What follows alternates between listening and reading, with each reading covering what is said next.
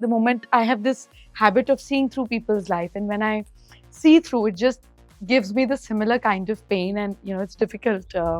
It is such an exquisite subject, but the Indian erotic literatures are beautiful beyond description. If a woman is successful, if she's smart, she's a prostitute. If she's not smart, she's a dumb prostitute.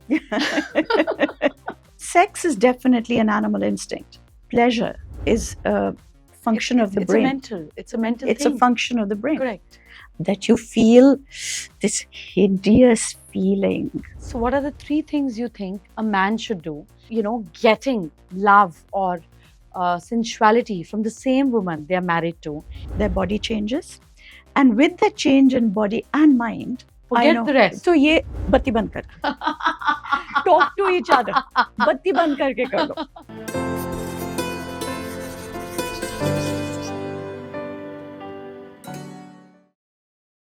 Welcome to Jaanemann with Dr Jai Madaan. Actually, Jaanemann with Jai Madaan. आज हमारे साथ में एक बहुत special guest है. She's special because she's very attractive. She talks about attraction. She's going to teach you a lot on attraction. And she's very strong. She's very bold. She's very beautiful. Everything that you can see in a strong, sensual, beautiful woman, she has it all. I want you to welcome Seema Anand with me. And what she does, we get to know in the journey of it. Welcome. Thank you so much. For us, Jaanemann is about the one who knows your man. जो आपका मन जाने, वो आपका Jaanemann. So today, all our viewers are going to be your Jaanemann because they're going to know what goes inside your mind and your heart. Absolutely. To begin with, a lot of people know you. Some bit of them will know about you. And, you've been talking about Kama Sutra as the subject which is so intellectually, explained by you. How did this idea come up? मतलब ये कैसे हुआ कैसे ये? So, Jay, I have this thing about stories. I believe that stories are so powerful that they define our identity. True. So, the stories that you tell, when you tell stories of a woman whose husband comes home drunk and he beats her up and we say, but wo itni achhi hai, Devi saman hai, she's so good. She never dishonors him. She never says anything. Then you've labeled a good woman as the woman who keeps quiet.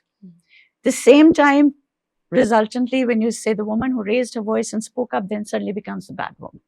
So we create identity through the stories that we tell, and our actions depend on the words that we use. And I have always worked with stories for a long time, till I got to a point where I realized that we never tell stories of a woman's right to her own body. It's always somebody else's property. For her pleasure, she needs somebody else's permission. We never tell stories that a woman can own her own body. So my work with the Kama Sutra started with me looking for those stories because I thought, हमने Kama Sutra लिखी इधर. Surely कुछ तो कहानियां होंगी. Absolutely. Beautiful stories. Yeah. Beautiful stories. So I went looking for those stories. I also, like everybody else in India, had never read the Kama Sutra. I didn't know what it was about. I thought, yeah, I'll do a little bit of work, 5,000 word essay, move on. That was 24 years ago. Wow, and you got stuck. You still are. I'm still stuck. And I realized that there's so much more to learn. Abhi to shuruaat hui hai. It is such an exquisite subject. I just want to say, before we even go further, that every ancient culture has erotic literature. True. Japan, China, Persia, you name it. But the Indian erotic literatures are beautiful beyond description. There's nothing graphic, nothing dirty, the language, the ideas. It's about pleasure. Our scriptures, our texts are about pleasure. They're not about sex. They're about pleasure, and primarily they say that for two people to come together in a really good relationship, it is the woman's pleasure that really matters because that's so much more complex, it's more fragile, it's more elusive. वो आसानी से नहीं आता. True. And women are never taught how to even find their own pleasure. Very true. Very true. So this was a case of going back to understand what it is that they'd written about, and how we can move this information onto the modern generations. So when you started talking about it, I'm sure kids were very young. They were Yeah. growing up, and it's a very it's a subject that all of us go through, but nobody wants to talk about it. How it is like you use the washroom, but you want to do it in shut doors. You don't want to Yeah. talk about it. It's like excuse me, and then you go. It's similarly with the situation. So when you started talking about it, so did it ever happen? Your family said, "What are you doing? It's bringing embarrassment to us, Mom. My friends are teasing me. What are you even talking about?" You went through all that. You did, Not with the children, but not with other members of the family, Yeah. with friends. Plenty of horrible stuff happened. The kids have been incredible. My Wow. daughter, who's the youngest, was 2. My next son was 8. My older one was 10. And I used to work on my dining table. So that means all my Kama Sutras are piled up on the dining table. Wow. That's where they sit. Sabke samne udhar padi hoti thi. The kids grew up with that. They never thought twice about it. I didn't think it would be a problem. Somehow it didn't even enter my mind to think कि इसमें कुछ अजीब बात है जो मैं कर रही हूँ. I was studying the texts. But yes, my husband, who is half Punjabi, half Sindhi. Wow. Yeah, Wow. yeah. He was horrified. He was like, yeah, kya kar rahi ho? But more than that, okay, him I expect. Men, somehow, and he's I much know. older than me. I was like, yeah, okay, fine, you're going to say it. To him, I could say, look, this is my work. This is what I plan to do.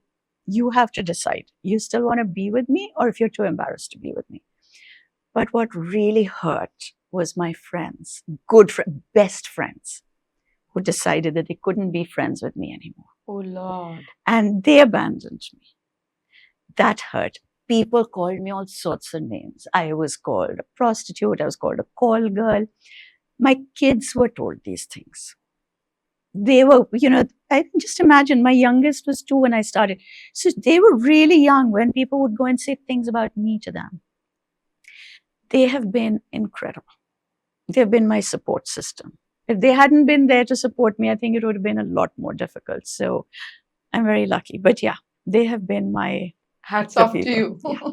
Yeah. They've been So incredible. I'm sorry, I might Sorry, just get... I get emotional when I talk about Yeah, this. so do I. Because Because I could see through the moment. I have this habit of seeing through people's life, and when I see through, it just gives me the similar kind of pain, and it's difficult sometimes for me to sorry, manage. And अब देखो हम दोनों बैठ के इधर रोएंगे पहले podcast में. but when I look through, that is why I wanted to. I'm sorry, I just can't not stop. So when I looked at you and I said that, very bold, because the problem with our Indian mentality is, जब कोई foreigner बात करता है तो हमें लगता है इनका तो culture ही है. They are open, they can do that. Yeah. But when an Indian talks about it, we just feel if a woman is successful, she has to sleep with someone. If she's unsuccessful because she slept with someone and got used by people. Yeah. If she's smart, she's a prostitute. If she's not smart, she's a dumb prostitute. In every way. Yeah. If a woman, you get her, she's surely a prostitute. If you can't get her, then she's an expensive prostitute. That's right. She's a gold prostitute. Yeah. So she's a gold digging prostitute. It's so difficult for a woman to just prove that she's done it on her own. And she deserves it. I mean, why can't a woman have it if a man can have it? And then I looked at you and I could just see through, and I said, this is somebody, even before I met you, I just looked through and I said, this is somebody where we should talk about, because, I was reading, I love scriptures in my way and I understand them in depth. So I was reading it, and when we understand the difference between animal and humans, there are 4 activities that we do it like animals: mating, food, which is hunger, defending ourselves, and then also working out of fear. We are just like animals in this way. We celebrate fear, we talk about it, and we look for ways how to come out of it. We celebrate how to defend ourselves. We celebrate food. But when it comes to sex, for us, it's dirty. It's dirty because they have objectified a woman, which I completely agree to. When you were reading about it, and you must have read, I have understood Kam Shastra in a lot of my understanding of depths, because for me it was very important to understand that is it just for a woman to please, or it's also for men? And when I was reading it, and I was very young when I touched it, I understood that I have to read it, shut it, and it goes there. But when I was going through it, I understood one thing, that nature has made man more beautiful. He doesn't need makeup. He doesn't need to color himself up. He doesn't need to do anything. He's raw and he's good looking. Peacock is more beautiful than peahen. You know, a rooster is more prettier than hen. A male monkey is stronger than a female monkey, yet they need to go and actually please their female partner. So that's how nature has designed. But when it comes to man and of today's world, and Osho is one of my favorite, like orators on it. I Yeah. love him for it. He's just ahead of the time, like you, and hence they had to go through. And I understood that a woman was so powerful, like Chanakya. There's this beautiful question about Chanakya where he said, which is the most powerful thing in the world? Somebody said, power, money. He said, no. The most powerful thing in the world is youth of a beautiful woman. Nothing is more powerful than that. That's coming from Chanakya. When I was understanding it and I read Osho at a very early age, I understood that for a woman to suppress her, the only way is इसका character खराब कर दो. Yeah. आप एक lady का character खराब कर दो, she's half dead. वो अपनी आधी जिंदगी प्रूव करने में लग जाएगी with her self respect that I am upright and I'm correct. पूरी जिंदगी. Did it happen to you that while all through this phase you were teaching people about Kama Shastra and you were trying and working on your marriage altogether? It did happen, didn't it? It always happens. When you start off, it is bound to happen. Because, like you said, that's how we're taught, that's how we're brought up, that's how you grow up. It's not just Hamari generation, mein, it's centuries of DNA memory. True. DNA memory, True. which says that the first thing you do is you start saying, oh, she slept with so-and-so, she slept with so-and-so. I mean, the amount of people I have supposedly slept with, You I'm can't count. surprised that mere paas kaam karne ko, khana khane ko time tha. You know, like everybody was like, yeah, she, and those people aren't lucky enough for me to sleep with them. But I mean, that's a whole different point. But, you know, you start off by definitely defending yourself. You want to justify yourself. Then you get to a point where you say, yaar, chhod. You want to think that?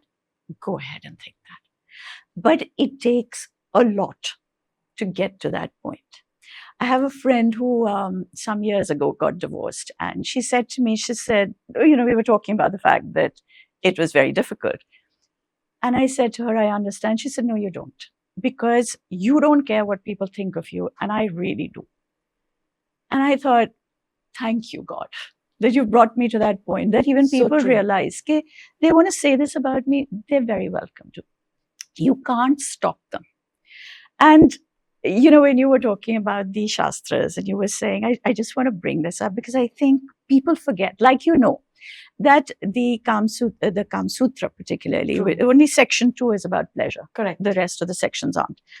And it's a two-way street. Like, it's both ways. You know, it's like Vatsan basically wrote it for men. Correct. And just this section is where he gives instructions to men and women. But in his introduction, he says that I have spent an entire section saying how important it is to bring a woman to pleasure. It takes a long time. It doesn't matter how long it takes. Oh, you've got to do this. No, you've got to do this. This is important. And he says men are going to say, for centuries, we've worried only about our own pleasure. Why should we suddenly change. And start kind of worrying about spending all that time and effort bringing a woman to pleasure? And he says, if you have to change people, if you have to get them to change, you have to make it something that they aspire to. You have to make it aspirational. Goal hona chahiye. True. So he tells them in the introduction, he says, if you can bring your woman fully to pleasure, your business will do better. Oh, wow. That's a remedy. It's a motivation. It's a serious motivation. And so he says, if you can bring your woman fully to pleasure, you become a better warrior. Because those are skills that you transfer. You know, he says that the bedroom is very limited. The body is very limited. When you come together for pleasure, there's only so much you can do. True. But if you can learn the art of somehow doing the same thing, but bringing some kind of special surprise into that, in that limitation. You take that to the battlefield. A battlefield where, again, everything is just the same, it's the same old, same old. You can actually transfer those skills. So he says that anybody who can actually totally pleasure their partner and understand what pleasure is about. Because like you were saying, that sex is definitely an animal instinct. Pleasure is a function of the brain. It's a mental It's thing. a function of the brain. Correct. And it's a function of intelligence. Very true. You know, we talk about 3 forms of healing. You would know this. You can either heal through pain, meaning hurting yourself. Yeah. And physical pain can remove Yeah. mental pain. That's right. You can heal yourself through grief, which means sacrificing, Correct. or through pleasure. Now, it says that in the grief and the pain, you're numbing yourself because you have to feel it, then you have to numb it. So you push that down. Correct. With pleasure, you have to raise every single feeling. Correct. You raise it till you feel intense sensations. Then you raise it some more, because each sensation has an inner sensation. You have to raise your awareness more, and that's called reaching higher consciousness. That's called reaching moksha. That's why there are breakup parties now. Yes. They drink, dance, and go for flings, and they just feel they're out of it. And you know, here we're talking about the fact that this was the path to God, because you can't achieve God by being numb. True. You don't. You have to wake up every single sensation in your body, become aware, feel everything before you can reach higher. And this is what we say to people, ye gandi baat hai. You know, I believe that when our culture started as Hindus, a lot of gods have 2 wives, you know, and that's not what I propagate. I mean, it's okay to have 1 wife or no wife or whatever. But pleasure was never a sin in Hinduism. No, it wasn't. Jainism, Buddhism have different philosophy for it, and to each their own. But you see, every king, I mean, Buddha was a king. He was married. He had a son. Amazing, pleasurable life. It's not that he did not experience pleasure. He gave it up because he had it. Similarly, you know, in Jainism also. But for us, the moment we see somebody is talking about pleasure or having pleasure, for us, it's immediately an animal instinct. To be spiritual is to be out of pleasure. You know, for us, if you can go through toughness, grief, pain, that means you're on the right path. Spiritual. You're spiritual. So when you were going through this understanding of Kama Sutra, which is a beautiful subject, did you ever realize that? Do you have a past-like connection with it? You felt that? I think that there is a past life. Correct. You can't. It cannot happen. It's not a coincidence. So you know, again, when I became a storyteller, when I was when I actually was initiated into it, because you can become a storyteller, but somehow, I don't know, I went through a different path. I came through the path of goddess worship. I believe in the Devi, and you know, that's where I came through. And they say that the ability to tell stories is a gift that the goddess gives you. True. Okay. Only Devi can decide whether you can be her storyteller or not, because when you become her storyteller, you become immortal. And not in the way that we think it is, because it's not always the best. You are actually immortal. You're going to be on internet for next 100 years, at least. Which is not the best thing. But basically what they say is that one lifetime is not enough time to learn all the stories. So when she says you can be a storyteller, you have to sign over your life to her for all eternity, which means in every life you have to come back and be a storyteller. You can't say, ab main engineer banungi. You have to. And in between lives, they say that she doesn't send you to Yamraj, because there they wipe your mind clean. So she makes you into a chuha, and you live in her temple. Beautiful. You retain your memory, and then you come back as a storyteller. So I think that there is You've been through that. Yeah. Because the call of it, considering the kind of abuse that I faced at one point from people, my sister-in-law said to me recently, she said, "Agar maine suna hota, I would have given it up. It's okay, I would." And I was like, I can't. I cannot give it up. This is important to me. So, yeah. Do you think the kind of mental trauma you once went through and then eventually fought it could have turned into a disease? Yes. Very much so. Yeah.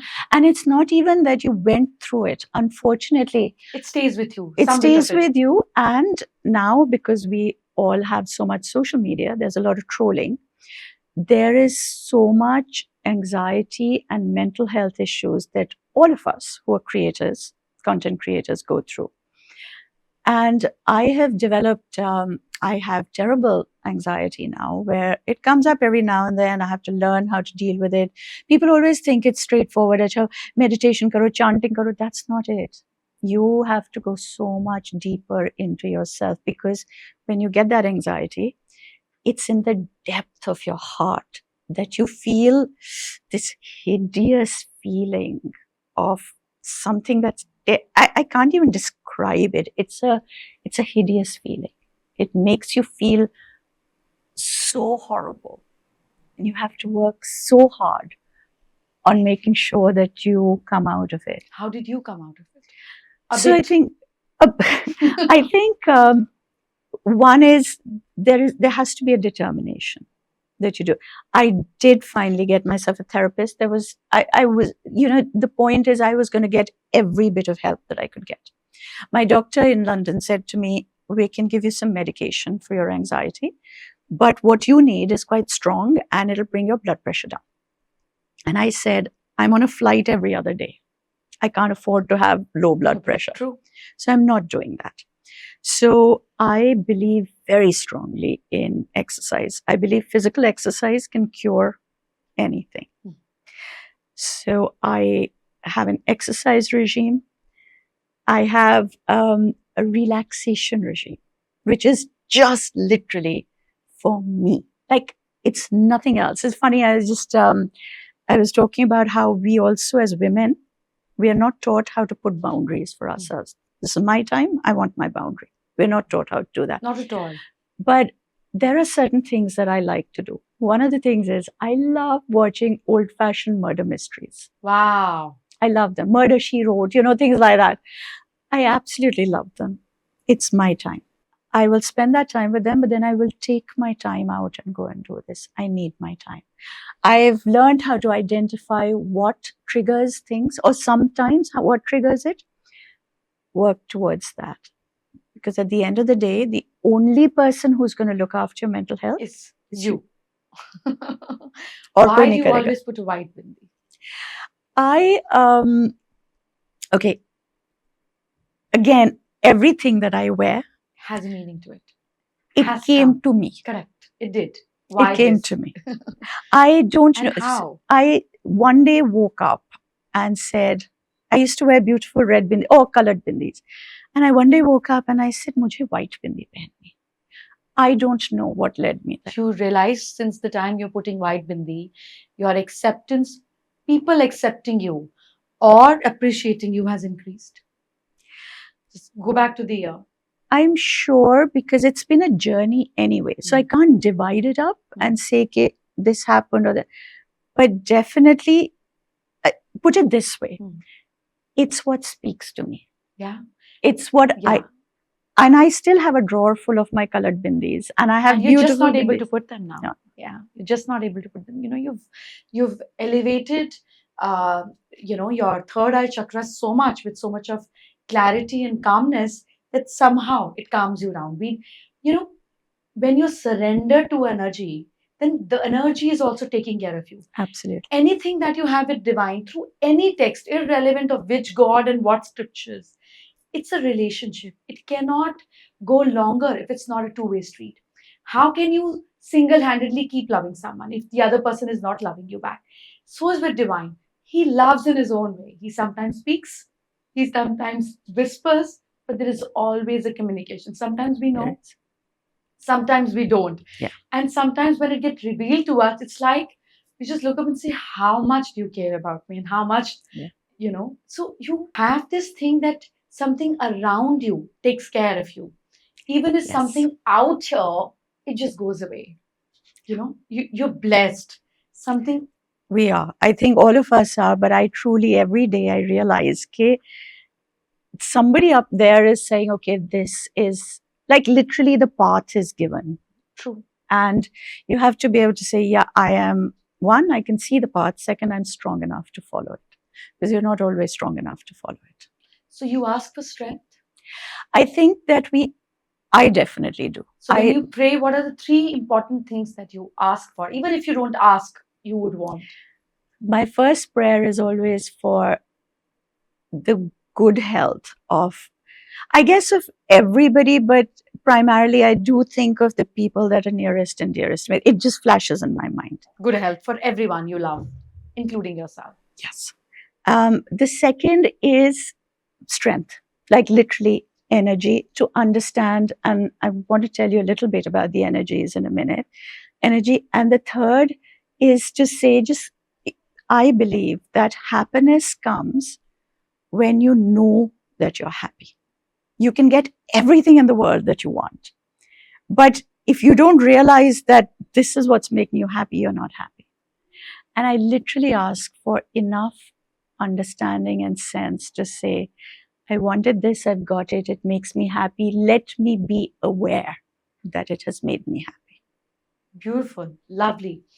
I realized, so when I meditate, I always get answers of not even which are my questions. And I'm like, okay, it's like Vigyan, like Videsh, something which doesn't belong to you but comes to you is Vigyan, somebody else's knowledge. Mm-hmm. And I realized one day that we have prayers and songs, itni shakti hame dena data. And we always talk about, God, please give me strength. And it just stuck to me that day that people who ask for strength actually ask for challenges.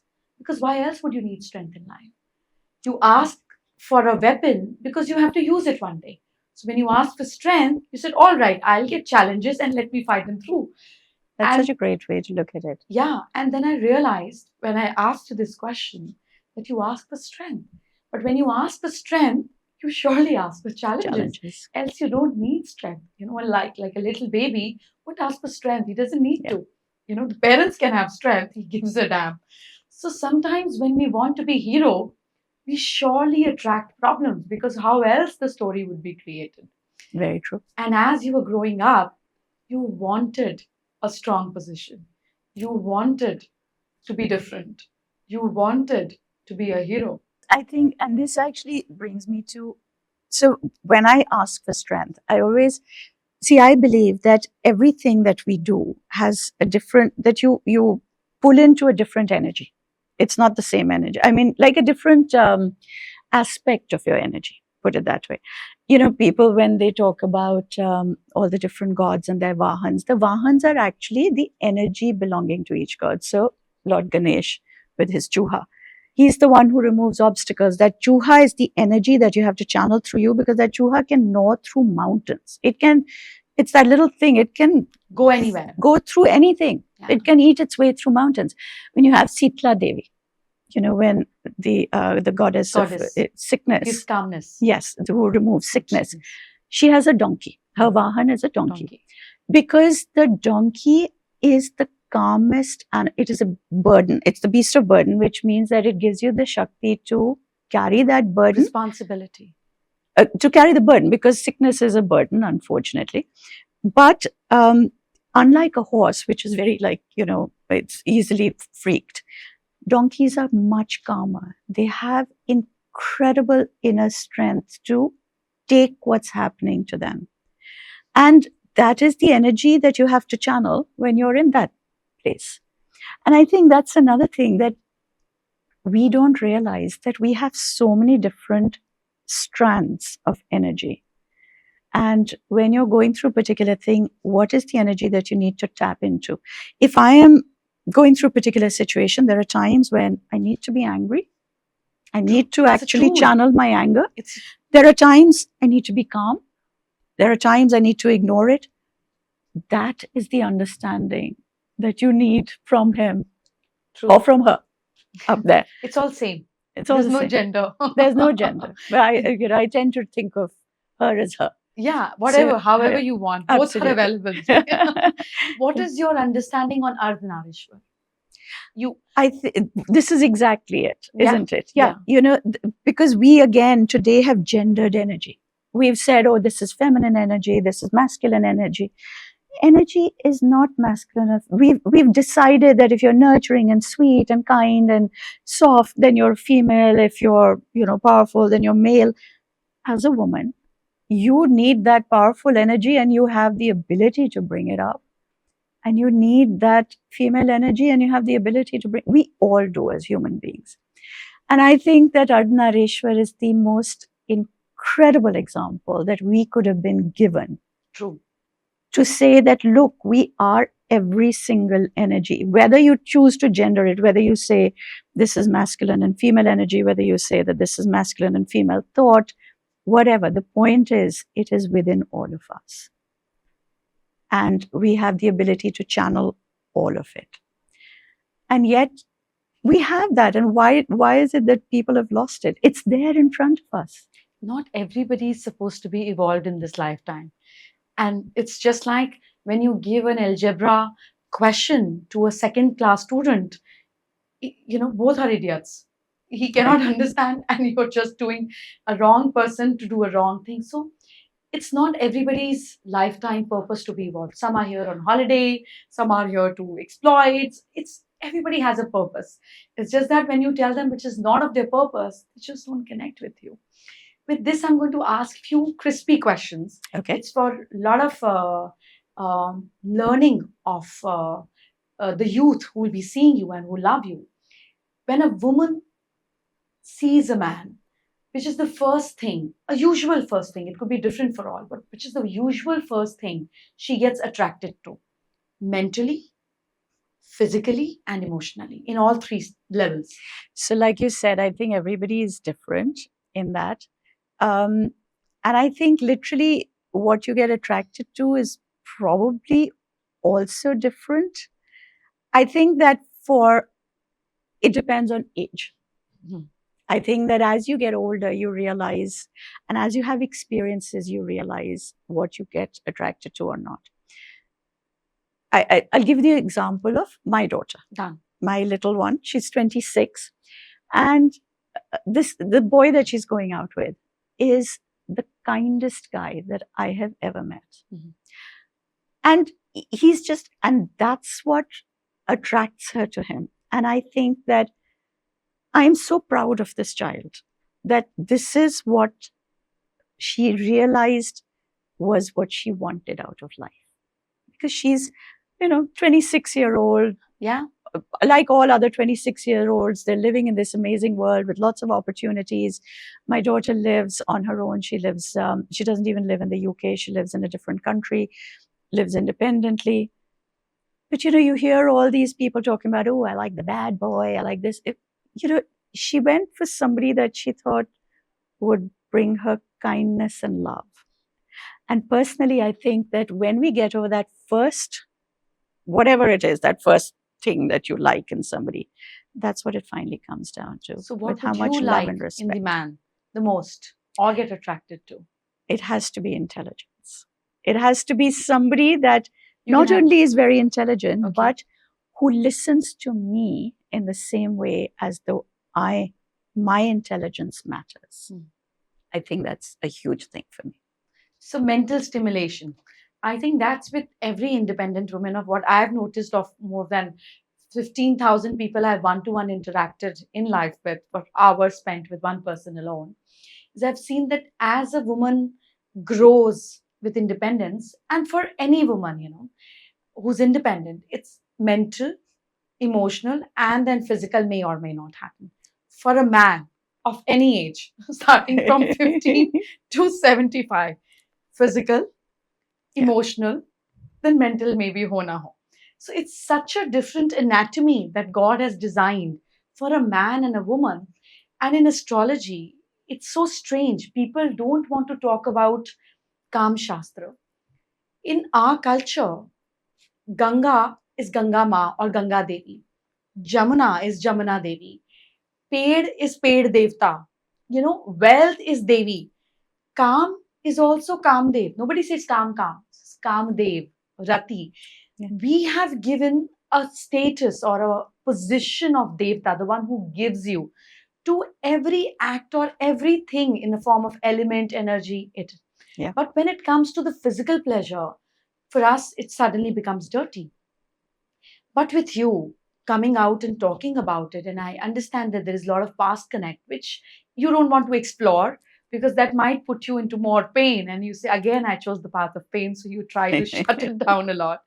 And with this beauty of explaining and beautifully putting it into storytelling and saying more than you've ever experienced in life. So I'm sorry, but I just can't help going through it and That's okay. doing it. But when people take you more like a sex guru instead of learning the art of going inward through the act, which is the whole beauty, that is the whole realization of it, that you become one with yourself.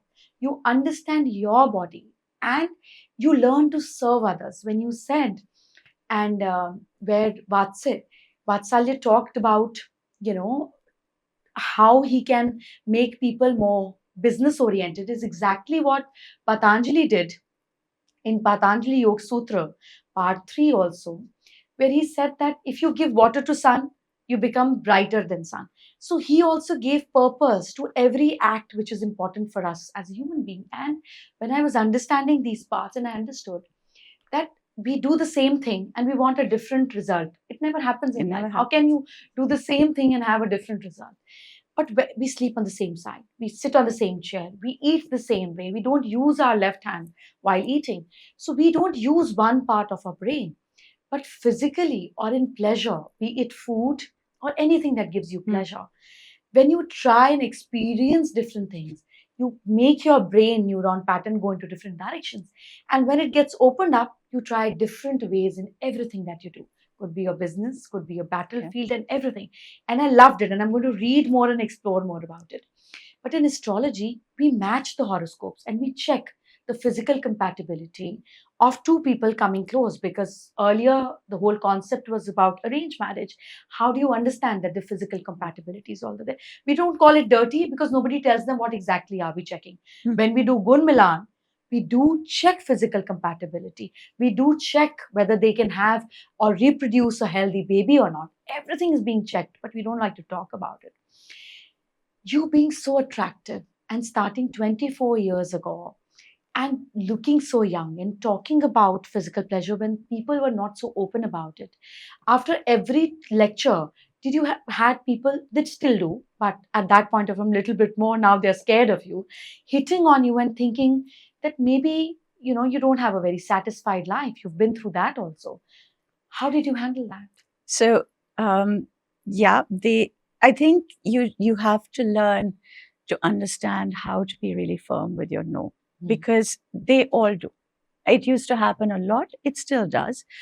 It's so much so that I did a talk recently, last year. Very young guy, recently married. He came up to me at the end of it and he said, "Are you still married?" And I said, "Yeah." And he said, "Oh, it's to the same guy." And I said, "Yeah." And he said, "Oh, you have children?" And I said, "Yeah, I have 3 kids." Then he went away. Then he came back. He said, "I'm so sorry, but I just assumed that you had got divorced and then you'd gone exploring all this pleasure stuff." So you're absolutely right. There is this tendency to believe that if a woman is talking about pleasure, she's available.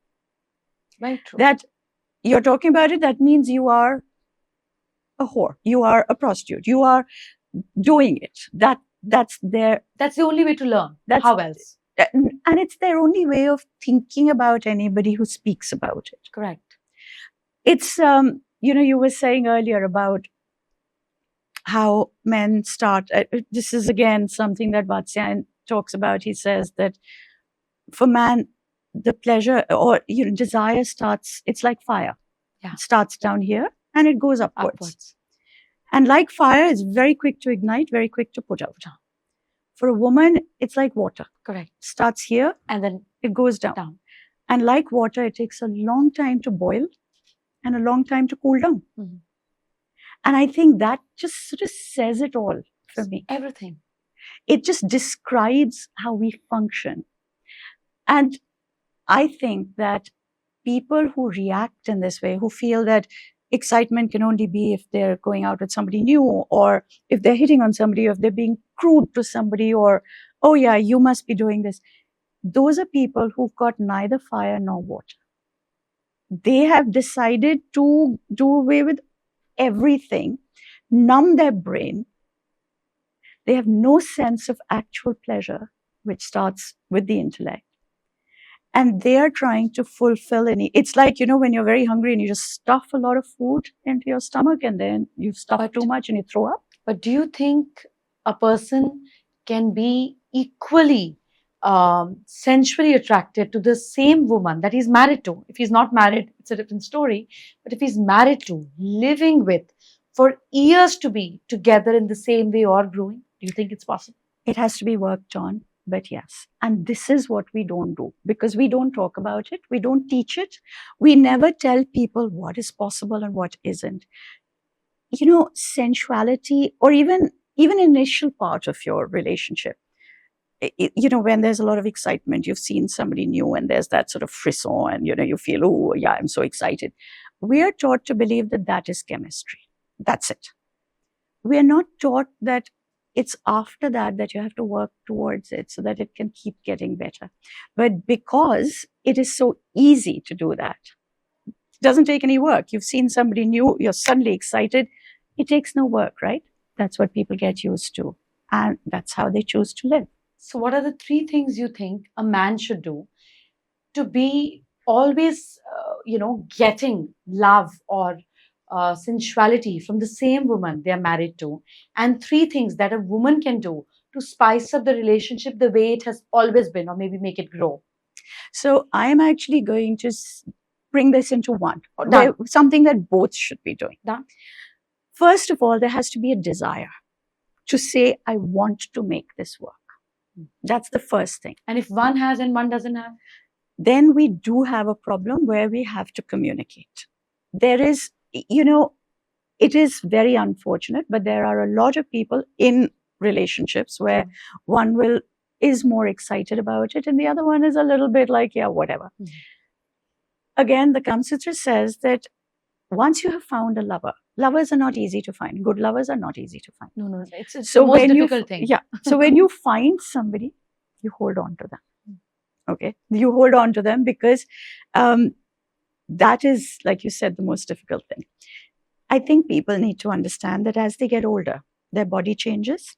And with that change in body and mind, the way that you're going to approach pleasure is going to be different. Absolutely. It won't be like you did when you were 19 years old. Absolutely not. Okay. Neither can you make love in the same way, and neither does the body want it in the same way. Correct.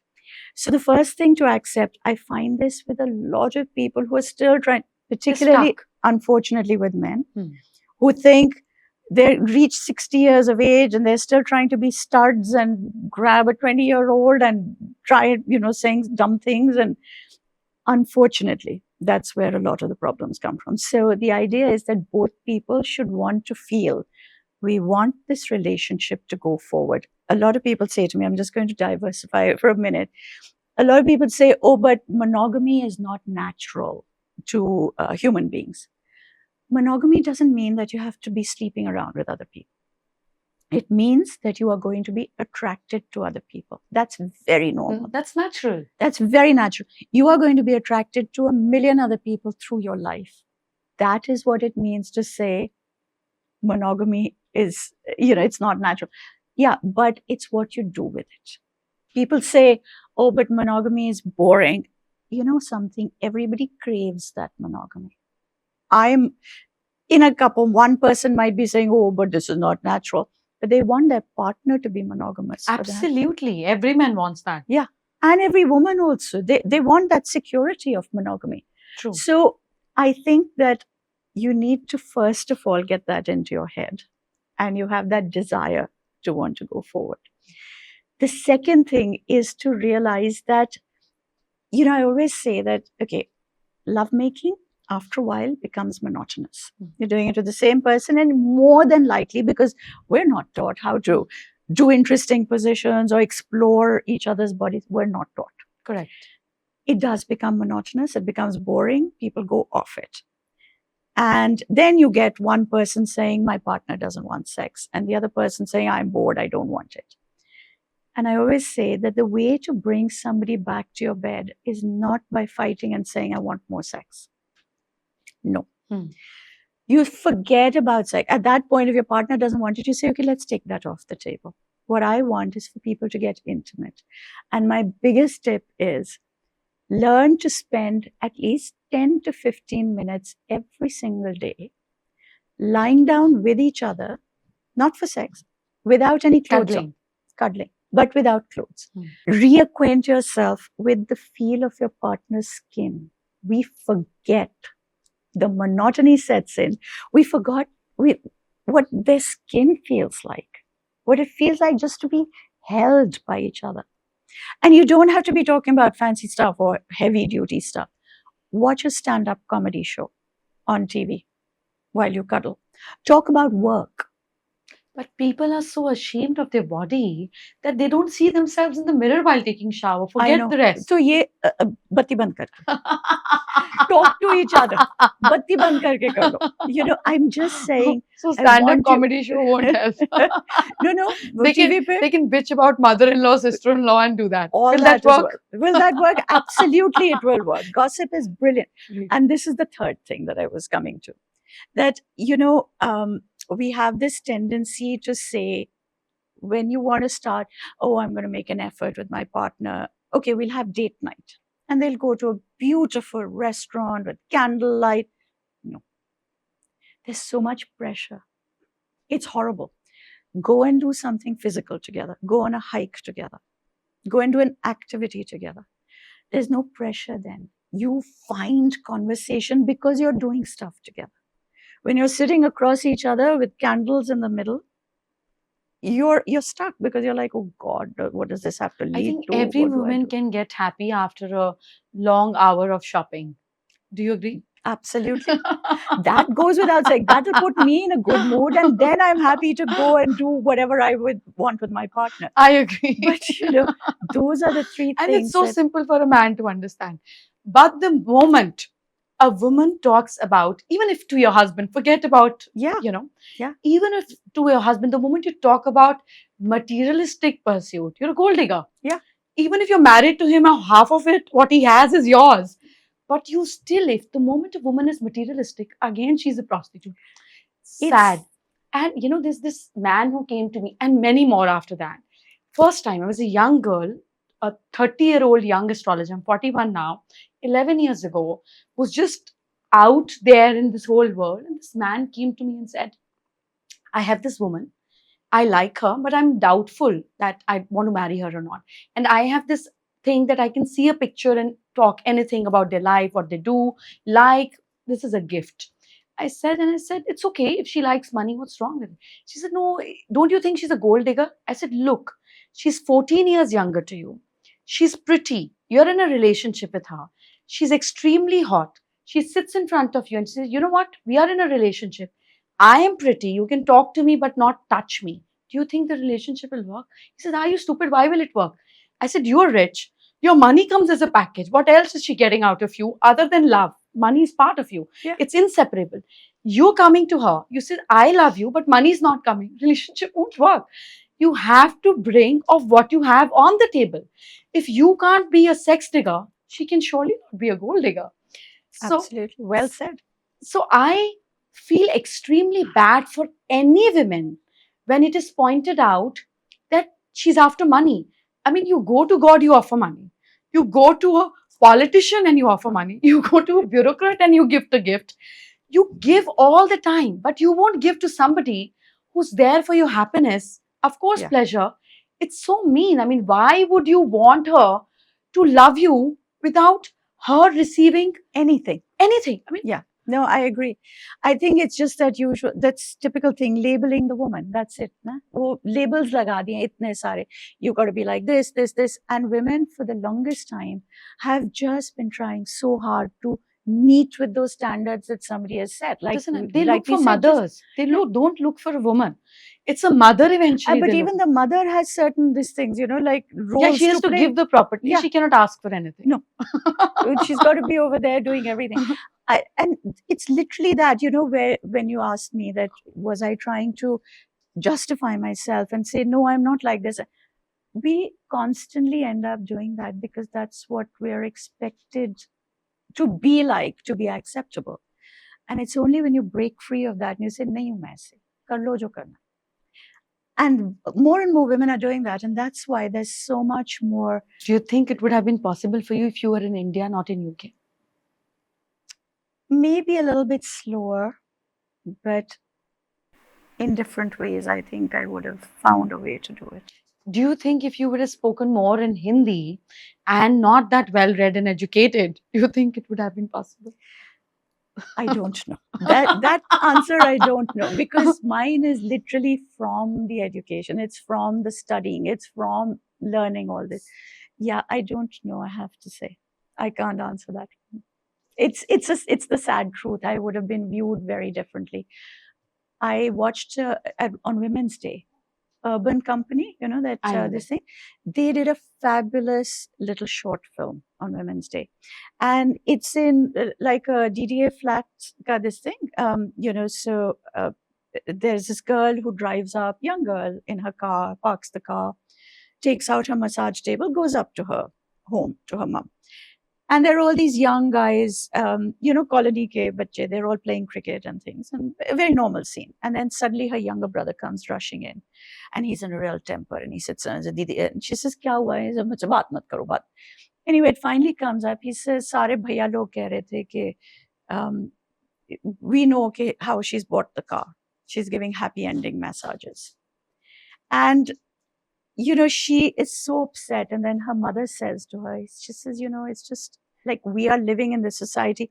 I can't even raise my voice and shout at them, but we just have to do whatever we have to do. And it made me realize how much privilege we have to be able to say, I will do it. I don't really give a damn what you think.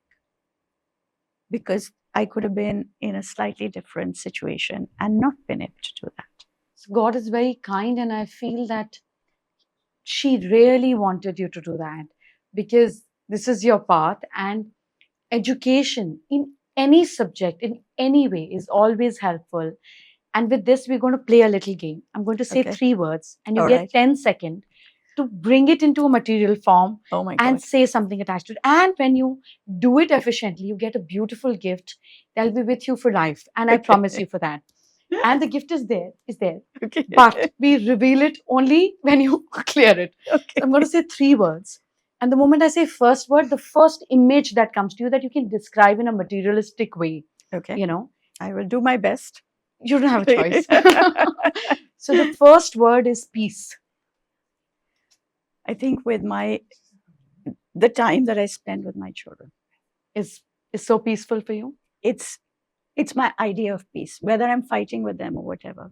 It's not that. It's what my brain tells me.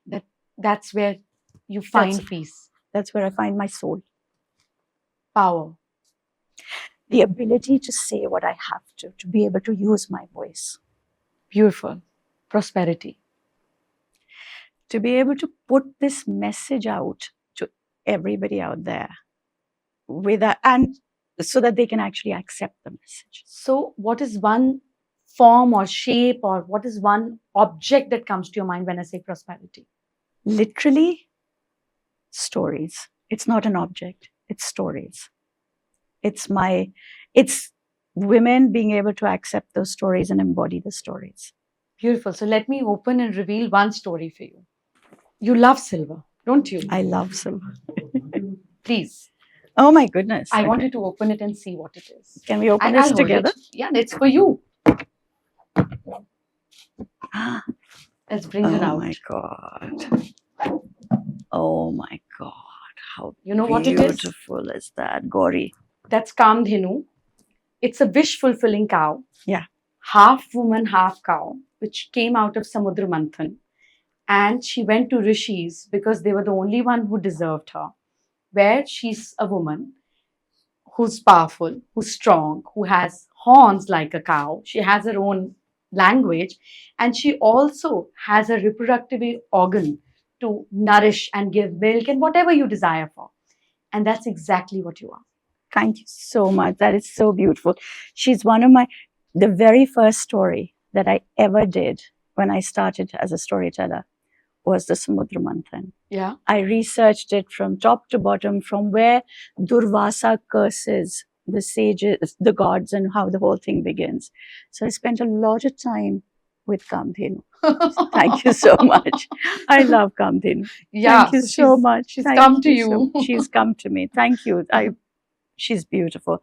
And her face is actually been done like Gauri, Yeah. like Devi. Yeah.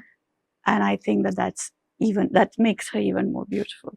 Oh, thank you. I have to give you a hug. Thank you. Oh, that is so beautiful. Thank you. Just like you. Like all of us. Yeah, true, like all of us. True.